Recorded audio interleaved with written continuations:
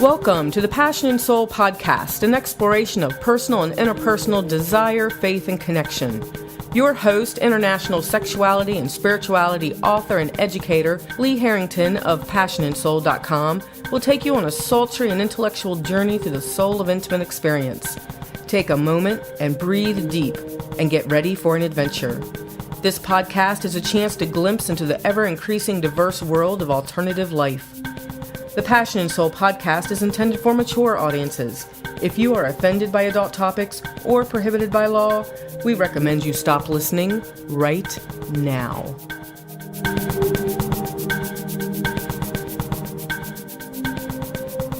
Hello, fellow adventurers of sexuality and spirit, and welcome to the Passion and Soul podcast with Lee Harrington of passionandsoul.com.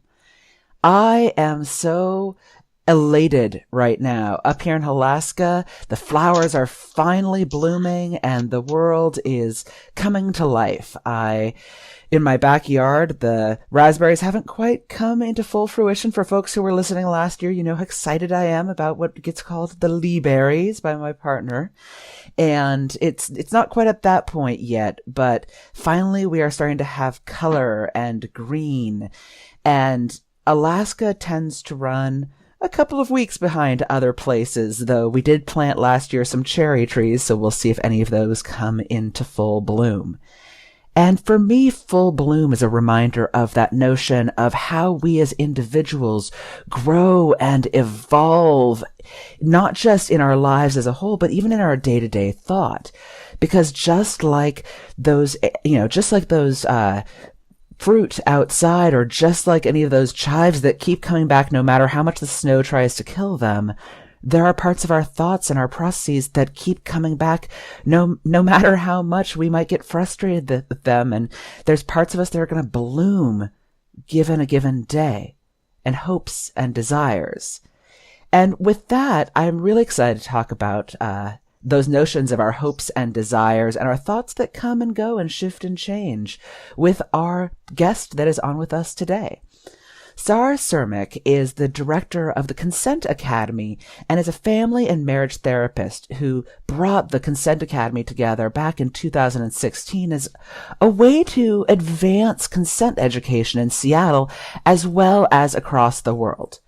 With a strong belief that consent creates a backbone for safety and productive interactions, Sar has worked with the Foundation for Sex Positive Culture, the National Coalition for Sexual Freedom, University of Washington, and Camp 10 Trees, as well as a variety of other organizations, to promote and educate about consent. And as some of you might know, if you go back to a podcast I had a couple of months ago, talking about the notion of consent and the Fry's model from Planned Parenthood, we'll see if that comes into conversation today.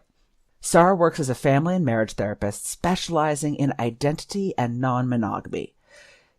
He is an educator and a writer, currently working on 2 books. One is about the construction of identity, and the other one is about creating consent culture.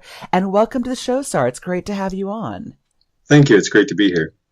So I want to start with that piece. I don't know if you're familiar with the Fry's model from Planned Parenthood. What are your thoughts on it, or other models of consent conversation? Honestly, I don't remember what that one is off the top of my head. My basic feeling is that anyone who's talking about consent and any model that's making positive change towards moving in a consensual direction is all good with me. We at the Consent Academy take sort of a really direct view, you might call it a technical view of consent, how we get people to talk about where they're at, what they want, and how to make direct and explicit agreements or barriers to what they don't want. What is the Fry's model? What's your understanding of it? It's a Planned Parenthood model that came out about 1.5 years, 2 years ago, which is the fact that consent is Fry's, freely given, revocable, informed, enthusiastic, and specific in its application. Got it. I figured there was something to that acronym. Yeah, well, it's and the thing is, people come up with all these different acronyms for talking about consent because it can seem like a really big topic for some folks. And I would argue, even for me, even having been in the kink community for over 20 years, it still feels like a complex and ever-evolving conversation of what does consent look like. Yeah, and I would agree. It's in working up towards building the Consent Academy and all the consent education I did before that, I feel like every year that I do this, I learn something new. Whether that's because people came up with new ideas or somebody just has a different framework to put around it. You start off initially and people are like, oh, consent. No means no, right? That's sort of like this baseline people have learned. And the complexity around it is can feel a little staggering and overwhelming at times, but I find fascinating to sort of dive into and figure out, all the little bits and pieces of how that works. Now, how do you personally define consent? So, me personally, consent it's that place where I get to decide for myself. So it starts with a place of body autonomy. And emotional and intellectual autonomy. Like, my decision is mine. Your decision is yours. I'm not in a place to tell you what you should do, and you're not in a place to tell me what I should do. I get to make a request of you if I want something, and you get to answer that request based in your authentic self. If you have something you want to ask of me, then you get to make that based in what you want. And I get to answer based in my authentic self, whether I want to do that thing, or whether I don't want to do that thing. And so consent is that meeting of two people that's a place of, okay, I want something from you. Will you give it to me? Honestly, openly, and from a place where it is the true and right decision for you. Now, I recognize that doesn't always happen. Well, it's interesting because so I was at Beach Bind in Jamaica recently, it's a fascinating space in and of itself at hedonism. But I was talking with Shell, who's a sex educator based out of Ohio, I believe. And she has had career paths involved and work in the past involving doing stuff with people who have been victimized and or have at least experienced things that are actively non-consensual. Right. And there is a fight. You talked about that idea of no means no. But in a world where, and this is coming from my own experience of having lived the first 25 years of my life actively as a woman, or at least visually presenting as such, in a culture that oppresses women or oppresses people of different racial experiences or financial experiences or whatnot, there are people, when they hear that no, will not take it and have strong reactions to it based on that oppressive system that is in place.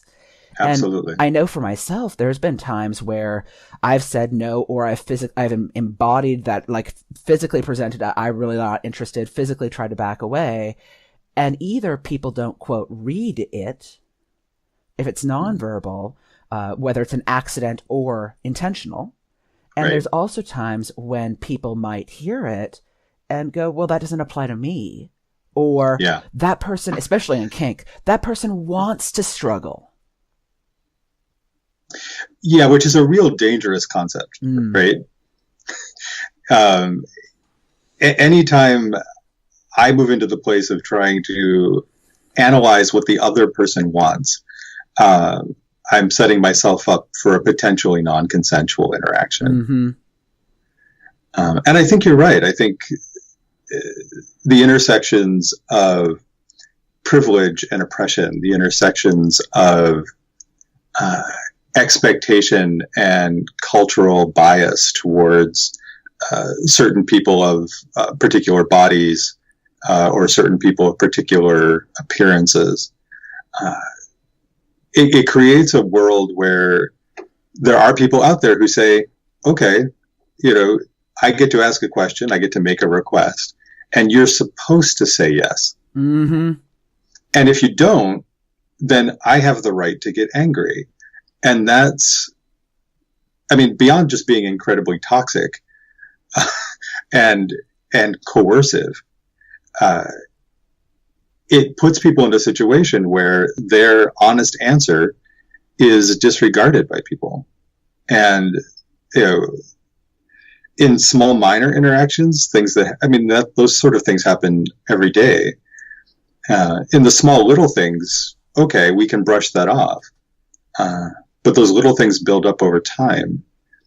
And also they get to the place where they're not small, they're not little.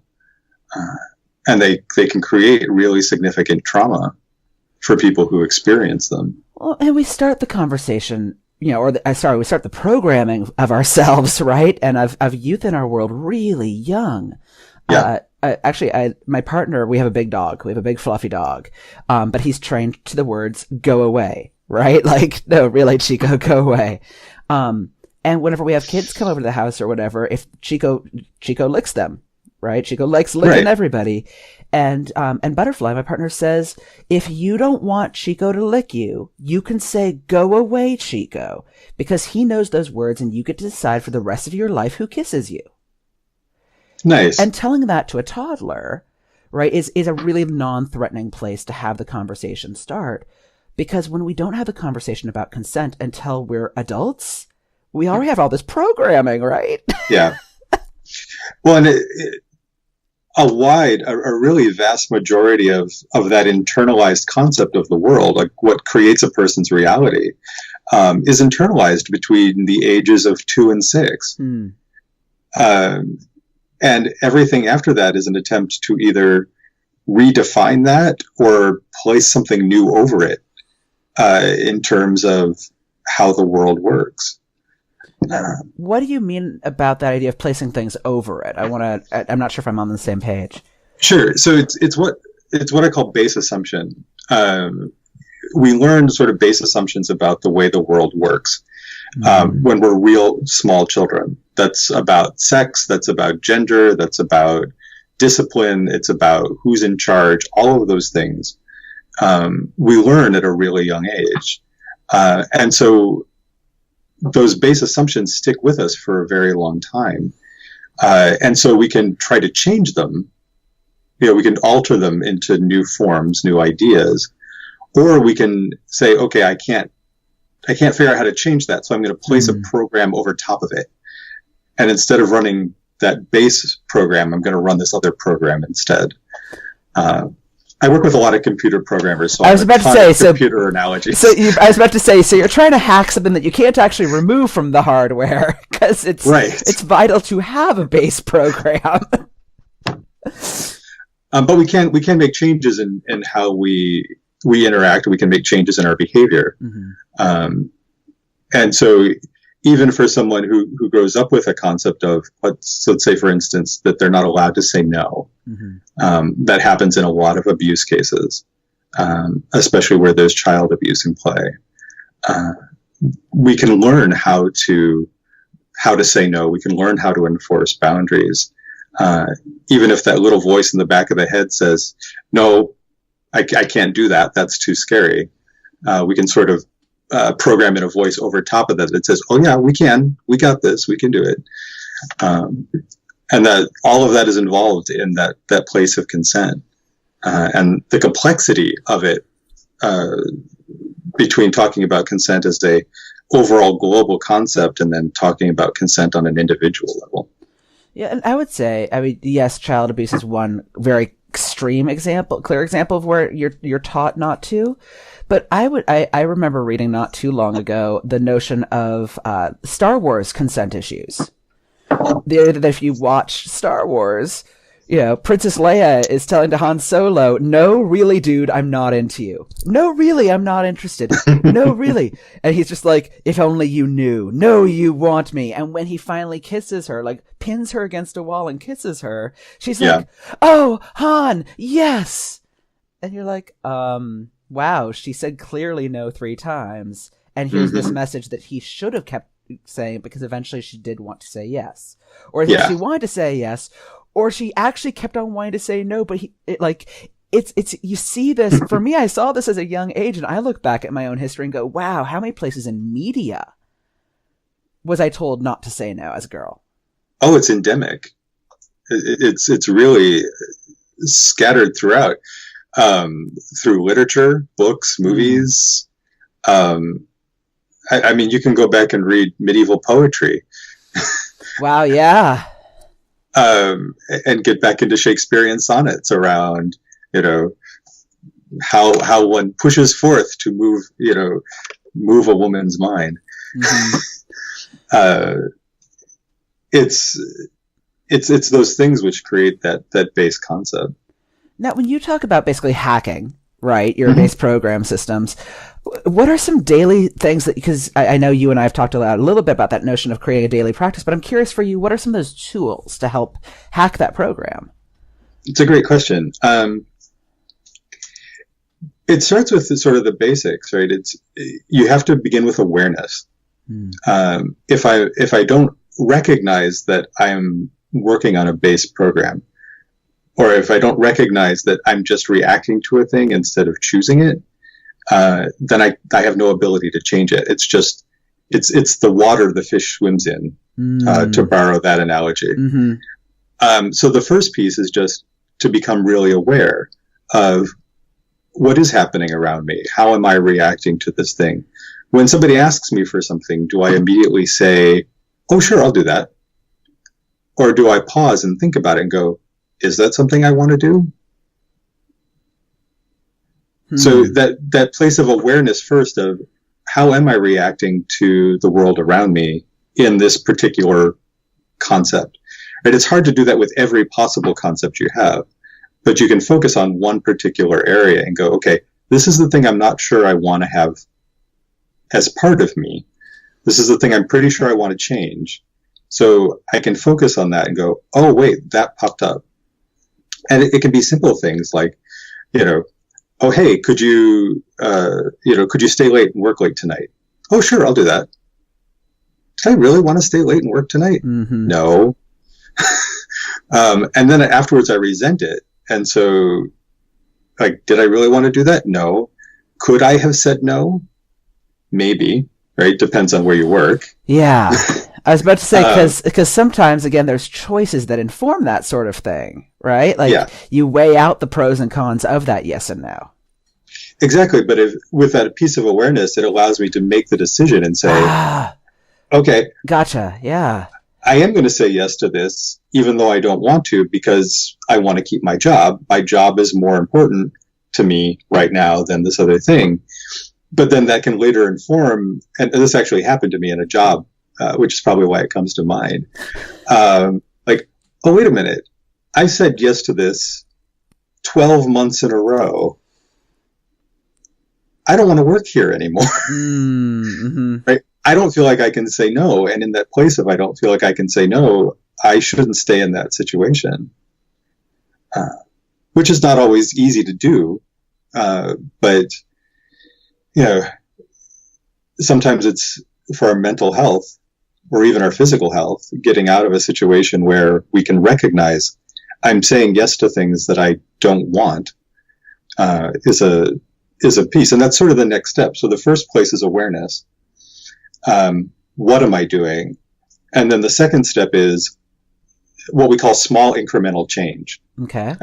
If I find myself saying yes to everything 10 times a day, can I say no once? And if I can get to saying no once, then my brain goes, oh, wait a minute, this is actually possible. Oh, okay, so then can I get to saying no once a week?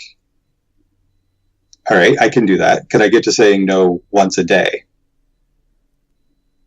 Okay, I can do that too. Now I'm in a place of it is possible for me to do this thing which my brain was telling me was impossible. Kind of making, understanding how it tastes in your mouth. Yeah, or feels in your body. Mm-hmm. I go to say no and I tense up and oh, wait a minute. I can relax myself intentionally and go, take a deep breath and like, okay, I'm going to step back a moment and really think about what I want in this situation. And it's not an easy thing to do. It takes a lot of mental and emotional energy. But over time, the pattern develops such that you rewrite that old program. Yeah, it's interesting to me because the first thing that comes to mind is basically, when did I practice saying no, right? We all default to our own questions when we're listening to this sort of thing. And I remember trying to do that in the swinger community of, okay, how can I politely say no to people?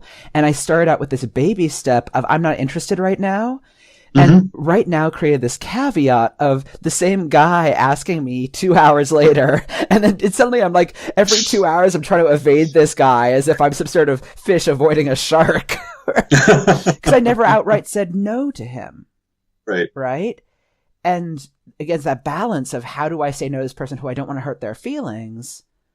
And it's not about them. I'm just not interested. Right? They're not a bad person. And finding those ways to either gently say no, or find a way to say no either with a tone of compassion, or with like finding those ways to express your no without it being, no, you are a bad person. Because some of us have grown up, at least I grew up to a degree, with saying no gets read as a mean thing. Yeah. Yeah. And it's part of the difficulty. One of the things especially when we're teaching from the Consent Academy in college or high school, one of the things we talk about is we spend just a fraction of a moment on, the importance of saying no when you mean it. We spend a lot more time on talking about when someone says no to you, take that as, they are making their own choice and it has nothing to do with you. They may not be interested for 100 possible reasons. And out of 100 possible reasons, 3 have to do with you. Oh, that's, yes, it's completely true. I know as an educator, I had to get over myself. And that's how I refer to it, as get over yourself. You're not the center of the world. When I had this story for a little while of like why people were leaving my classes, right? You're not a good teacher. You're not a this. They were offended by something you said. But when I had somebody come up afterwards and be like, hey, sorry, I had to leave in the middle of that class. My granddaughter texted me and I needed to go check up on her. And I'm like, oh, I am so self-absorbed. My bad. And it's not, the human mind, to a degree, I would argue, is tailored to put ourselves at the center of the world and think that it's about us, right? Or at least for me, it was base programming. Oh yeah. Well, we're highly, as human beings, we're highly self-referential, right? We reference the world based on our own self and our own perception. Okay. So when a person does something, our first response is, well, how does that impact me? Or what are they doing that is about me? That's you can think of it as sort of as a survival pattern. But the reality is that everybody in the world is self-referential. Therefore, the other person is referencing their own wants and desires and needs. Nice. So if I'm thinking, oh my God, this is all about me, good chance they're thinking it's all about me. Right. So it's that place of recognizing, if I'm thinking that way, they're thinking the exact same thing. In which case, it's not about me; it's about them. Nice. Now, you mentioned you go as the Consent Academy, the group where you go in and do stuff in high schools and colleges and whatnot. What was one of your more unexpected questions that you were given, or unexpected statements that was given back? Let's see. Unexpected. I'll start with unexpected, and then I'll go to one of the hardest ones I had, because those are 2 different questions. Okay. I think this was early on when I was teaching, and somebody asked me, it was a young girl, and she said, "Is it okay for me to say no?" And she was probably 13 or 14. And it blew me away. Because I'm thinking, of course, it is absolutely okay for you to say no. But she was coming from this place of having been told that it wasn't. And I realized in that moment, I'm talking to someone who, maybe for the first time has had an adult and, obviously externally male figure stand up and tell her, it's okay for you to tell me no. Here I am, like 30 years older than her, much taller, bigger, deep voice, the whole male thing going on. And like, you can tell me no, it's all right. And, she just looked at me with this wide-eyed, like, I've destroyed her concept of the world. And it just broke my heart. Yeah. Because for me, it was an obvious answer. And her question back was just totally unexpected. That's interesting. I, mentioning before that notion of where is oppression and where is privilege, most of the girls I knew growing up had some degree of that belief system because there was some example in their life where that's not appropriate. That's not what you do. And not necessarily just because women shouldn't, but because harm can come in response. Yeah. And it's funny, I was back to Shell. She was sharing the notion of, and I find this language very useful for me, the difference between a consent accident and a consent and purposely breaking consent. Right. And that sometimes I've had times where I didn't realize until afterwards that my consent had accidentally stepped over because I didn't do something, or because the person did something because they didn't understand me or whatnot, because the language that I'd grown up with was not to say a firm no. Right. Yeah, we talk about in the Consent Academy, we talk about consent violations. Violations, thank you. Yeah, that was the word I was looking for. Thank you. Yeah, but we talk about it as a spectrum from, oops, I didn't know that boundary was there. Sorry, I stepped over it. To, oh, I thought you meant this, right? And then sliding into places like, well, you didn't say no, right? In that place of we're definitely moving into intentional misunderstanding, all the way up to, I'm bigger and stronger and faster than you, so I get to do what I want. Right. And that concept of a consent violation is not always this place of intention, right? A person violates another person's consent. It's not because they meant to all the time, and sometimes it is. And in some cases, it doesn't matter, right? To the person whose consent has been violated, whether they meant it or not is not going to feel any different. Yeah. Well, it's good that you were confused, but, I'm still feeling hurt and traumatized. Right. And to being able to understand that and we get controversy on this particular statement, so I'll just caveat that.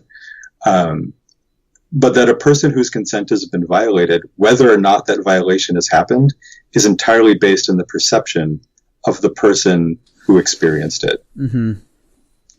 And then you can argue, well, this person meant this, or that person meant this, or this was missing, or that was missing, or you can argue the details. But when a person experiences a mental, emotional, physical level that their consent has been violated, that is their experience, regardless of the intention of the other person. It's interesting. You talk about that notion of perception. I remember coming into the kink community, and I'd had a power exchange relationship before I got in the community. And I was describing one of the things that person and I had done together. And the person listening was just in shock and was horrified. And they were like, your former master raped you. And I looked at them and said, no, my former master did this really intense experience with me, because if you're going to do anything to anybody else, you have to have it happen to you first. Whether you want to have it happen or not, you have to do this thing. And they were like, no, you don't understand. Your consent was violated. And it was a really interesting point for me to weigh out for myself. And I weigh this out about once a year. Yeah. Was my consent violated or was it not? Because A, it's about perception, but B, how do I want to feel about myself later? Do I want to be the person who had their consent violated? Or do I want to be the person who was learning something? Or was it both?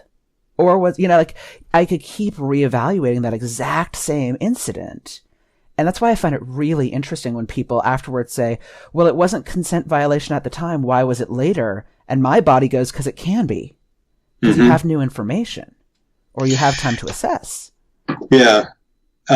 It's we like to talk about again, we're getting it's interesting, you and I having this conversation, because we're really stepping into some of these really deep, messy complexities, and there's a part of me that imagines people listening to this and going, well, I disagree with that and I disagree with that, but that was like awesome and that was cool and that was awful, and like, yep, how could that person say this thing and then get taken out of context? But that's the risk we take. And that's exactly it. And people who listen to my podcast will know, like, there's a couple of podcasts that have happened in this last year, especially, where even I, as the person on the other side of the conversation, was like, wow, I actively disagree. I will present my side of things, but I'm still going to put this up on the air. Because if you are navigating any sort of sexuality relationship world, you're going to run into all these personalities, in my opinion, and my experience. You're going to run into all these different things, and I personally believe that we each need to come up with our own answers. Yeah, I agree. And to go back before we wander away from it too far. Yes, absolutely, please. The consent happens in 3 different time frames. Right? It happens before an act. Do I, in my mind, consent to this thing? Like, not having actually experienced it yet, but with the anticipation of experiencing it. Do I consent in the moment? What they call consent being constant. Like, as I'm going through this experience, do I continue to consent to it all the way through? And then the consent after the fact. When I look back on it through hindsight, do I still feel that act was consensual? Gotcha. That's really thank you for breaking that down. That's really useful. And it's that tricky pace where, even because we've seen this happen in the community, right? Somebody will get to the end of a scene and go, I didn't consent to that. And the other person says, well, you said yes at the beginning. Or even in the thing that pops up a lot, especially talking at colleges, right? Well, we talked about, on Tuesday that we wanted to have sex, and then on Wednesday we went out and got drunk and had sex. Right. And on Thursday you're accusing somebody of rape. Right. But, okay, you agreed to it in concept. In the middle, you had no capacity to give consent. And after the fact, you went, I actually didn't want to do that.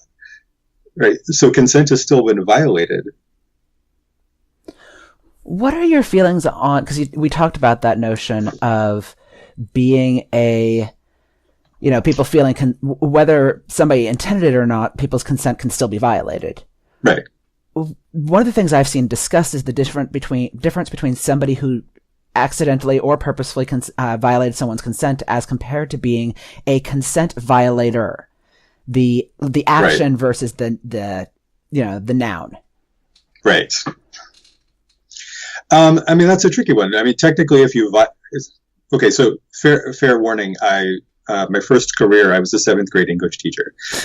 I love it. Okay, bring on the nerd. I love this.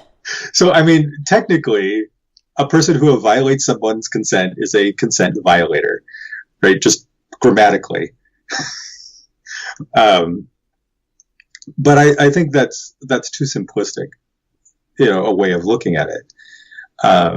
When someone says, this person is a consent violator, the subcontext to that is this is a person who violates consent intentionally. Mm-hmm. Right? This is a person who is choosing to violate other people's consent. And so it has a huge connotation, especially when you're describing someone to another individual. You're essentially saying this person is not safe. Yeah, and linguistically, I think of it more as the difference between I go running, I ran, and I am a runner. The third one infers some sort of consistent, habitual, or consistent, persistent, and regular action. Yeah. And that's where it gets tricky, especially when people are having conversations or something happens in a community and people are taking sides. Mm-hmm. They say, oh, this person is a consent violator, where what happened may have been a misunderstanding.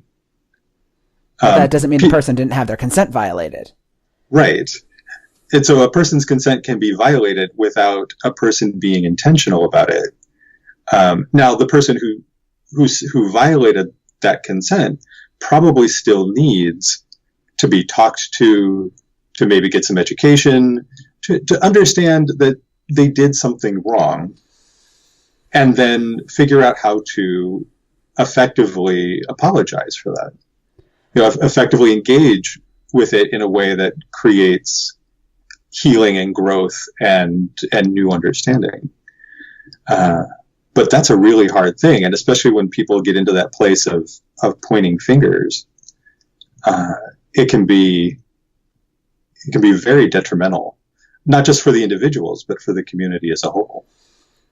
Yeah, for me, the thing that I've appreciated is looking at how people respond after the fact. Mm-hmm. If person A finds out that person B experienced having their consent violated, how does person A respond? Right. And we talk about that consent after the fact. Mm-hmm. Please, a person who had their consent violated and someone comes to them, they tell the other person, and that person's reaction is, oh my, okay, I'm really sorry that happened. I see that this has really hurt you.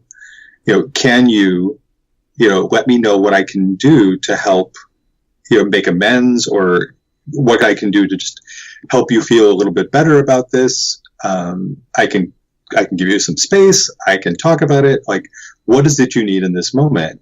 And I'll work. I'll really try to not do that again. Right. That changes it from this place of, oh, my consent was violated, to, oh, okay, this person really gets that they made a mistake. My breach of trust has been at least partially repaired, and now I have the opportunity to continue that repair through further interaction. Versus the person who says, what are you, nuts? I didn't do that. Right. You're crazy, you're wrong, that isn't what happened. How could you even think that? Et cetera, et cetera, et cetera. Once that happens, now the person's violation of trust, their breach of trust, not only hasn't it been repaired, it's been widened. Mm-hmm. And now they don't even want to interact with that other person because they have no concept that the other person will actually listen to them. I think there's an interesting notion, too, of the fact that as adults, we have the opportunity to experience two things at the same time. So Mm-hmm. I can be saying out loud and really honestly stating, wow, I hear that you feel hurt. I hear that you got hurt. If there's anything, is there anything that you would find useful? Like, I can say those things, even if there's a part of me that's going, how in the world did they experience? Like, even if the inside of me is chewing up and going, I do not perceive that that's what happened at all. Like, both of those can be true at the same time, I think. Yeah. And it takes practice. Yeah, right. It takes practice to hold both those things at the same time. Yeah. And not have that initial emotional reaction to just come flowing out of your mouth. Mm-hmm. But it is that practice which allows the other person to go, okay, I can actually be safe with this other person. Yeah. And people who, as we talked about before, people who violate consent habitually, they'll talk a good game, but that will almost always break down either in the place of their statement doesn't ring true, or they do it again after promising not to. Mm-hmm. And once somebody's done something more than once, you got to look really hard at, how do we put it? One, they're doing it intentionally, and I don't want that person as part of my community, or in my life personally. Or two, they're having a really hard time learning from their mistakes. Mm-hmm. And at some point, a person who can't learn to change their behavior is still not welcome. Yeah. So this is a slight side tangent, but it is a question based on what you just said. Yeah. Is it worthwhile to remove someone from your community if they are just going to go somewhere else and perpetuate behaviors? Personal opinion? Yep. Yes. Okay. In that, at least if it is a community that I am responsible for, then I am responsible to that community. I'm also responsible to the wider world, but there's only so much I can do. Mm-hmm.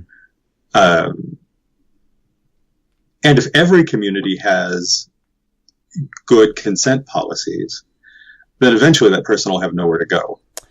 In my case, I was referring to people that I know then proceed to go onto Craigslist and habitually do stuff. So, because I have seen that happen with people. Yeah. And again, there's no perfect answer, but I was just curious what your answer is. And I think there's a fairness to that of how much can you do? You do as much as you can do.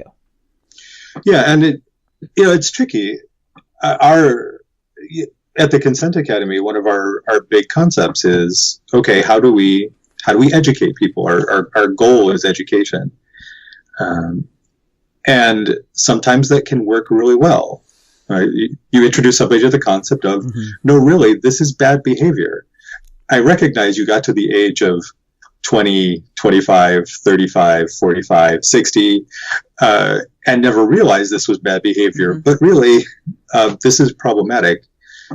Here's an opportunity to change. And some people will take that opportunity and some people won't.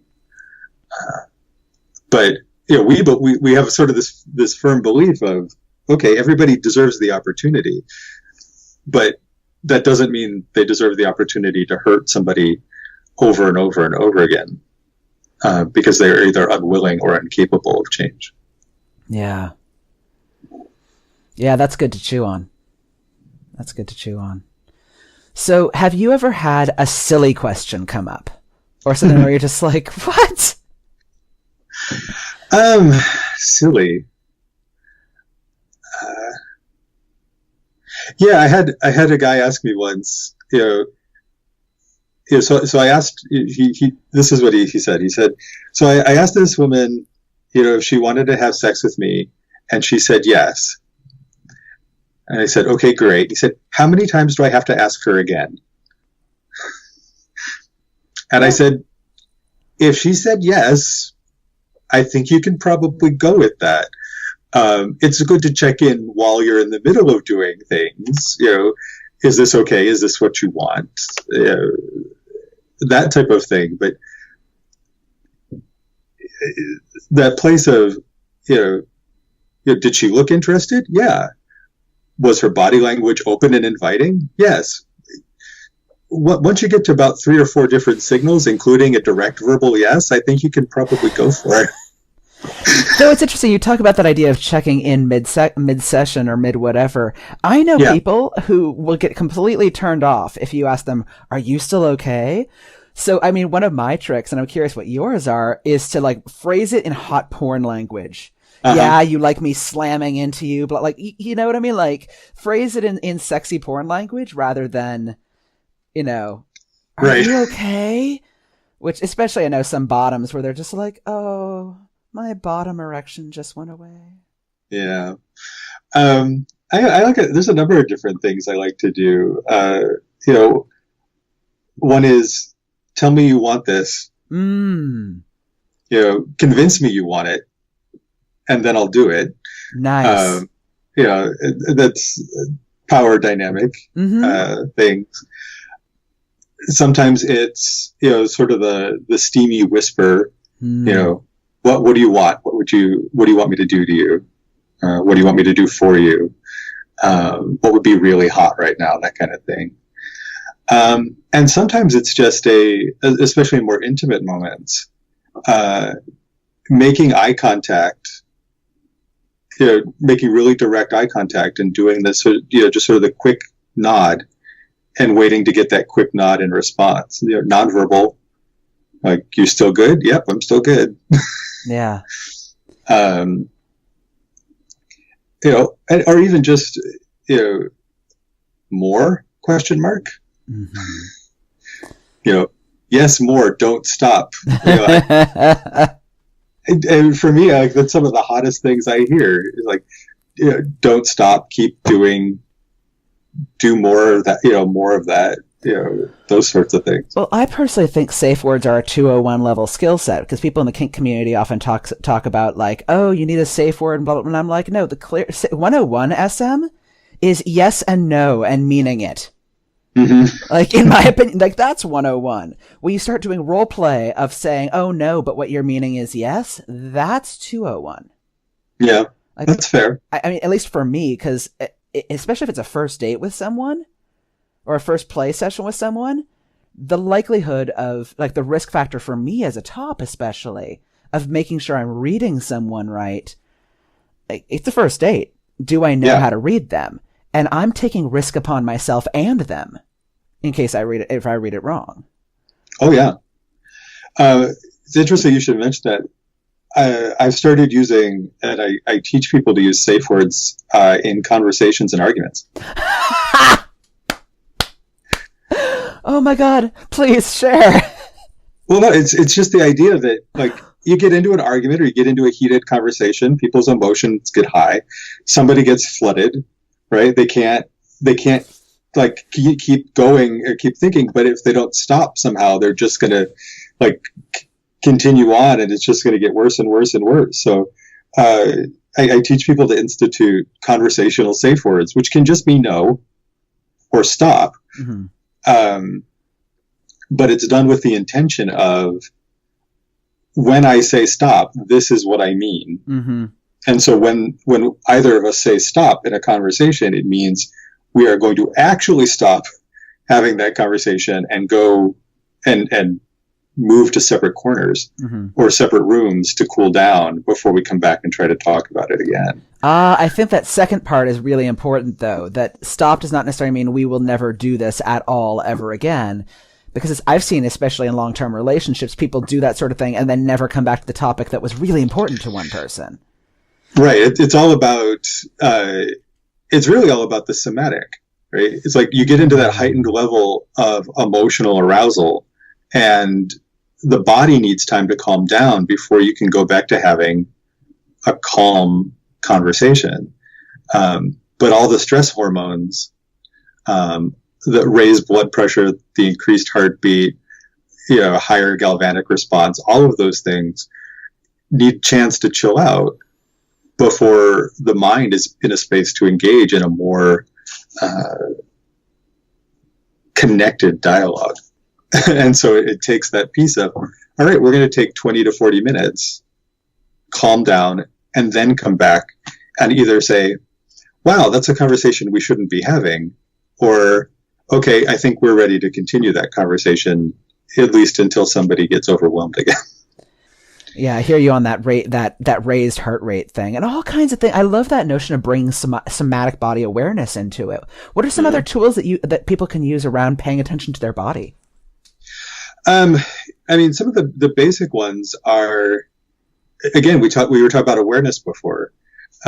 It's, you have to understand where your body's at its baseline, and so engaging in things like conscious awareness, just stopping and pausing a moment in the middle of the day, going, how does my body feel right now?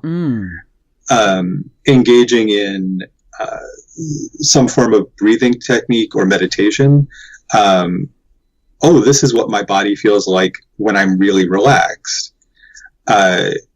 taking a moment, like if you're in the middle of exercise and going, this is what my body feels like when I'm really, like when my heart's pumping. And so you sort of build a mental model of when I'm really aroused, not sexually, just when there's a physical arousal, this is what my body's like. Mm-hmm. When I'm really calm, this is what my body's like. And when I'm just going through my day, this is what my body's like. So that when I'm in the middle of something, I can go, even if I just pick those 3 spaces, I can be like, which one am I closest to right now? Ah, right. Are your shoulders in your ears? That's information. Yeah. Right? Yeah. Thank you. That's a useful one. Am I sweating? Right. It is a really simple one. Are my hands sweaty? If they are, I'm either overly warm or nervous. So there's a sort of a level of situational awareness to it. Like, if I'm really sweating and it's 98 degrees outside, this is perfectly healthy. Nice. But if everybody else is wearing a sweater and, I'm sweating through my shirt, there's probably something else going on there, either emotional or physiological. That's beautiful. All right. One last question before we wrap on up. Absolutely. Which is, if you could have somebody listening at home do one thing other than bring body awareness to their practice and their life journey of adding more consent to their life or building consent, what's one tool you would have people use? I would say build consent into your daily practice. Every day, go through and practice getting consent from somebody else, so making a request and getting either their yes or their no. And then every day, at least once, giving an honest yes or an honest no to a request that somebody else makes. That place of anything we can practice on a daily basis, when it's simple, when it's small, like, would you like orange juice? No is not going to be a huge emotional thing in most cases. But if I practice that with awareness, if I practice that with a concept of what it is that I'm doing, that when it comes to the hard stuff of do you want to have sex? Or, I would like to tie you up and have sex with you tonight. Would that be okay? When there's a bigger emotional space in it, we can fall back on that daily practice as I know what this feels like. I know what my consent looks like. So that's what I would offer for people. Make it a part of just everything you do every day. That's beautiful. Thank you so much for that tool. And if people were to look for you online or to learn more about both yourself and consent and the Consent Academy, where might they look? You can find the Consent Academy at www.consent.academy. We are located out of Seattle. We put on monthly consent workshops through the Foundation for Sex Positive Culture, and we do a variety of other things beyond that. To find me personally, my therapy website is www.significantconnections.com. And it's a little out of date. I'll warn people in advance, but that's how you can reach me directly. And either of those pages have contact. If anyone had any direct questions, they can use the contact pages, and that'll get back to me. Beautiful.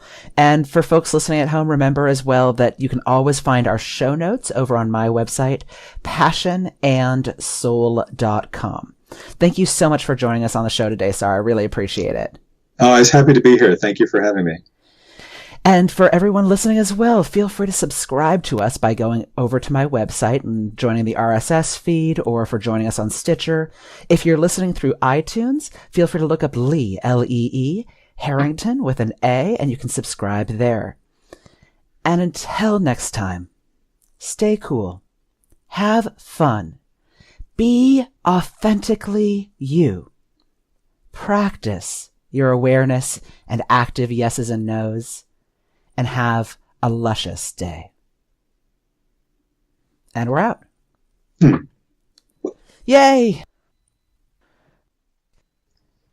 The question I didn't get to was the most difficult question I ever got. Yeah. Was, a guy asked me, it was a college class, and he says, so my girlfriend and I went out last weekend and we both got drunk. Whose consent was violated? Like, they got drunk to the point where they couldn't remember what happened.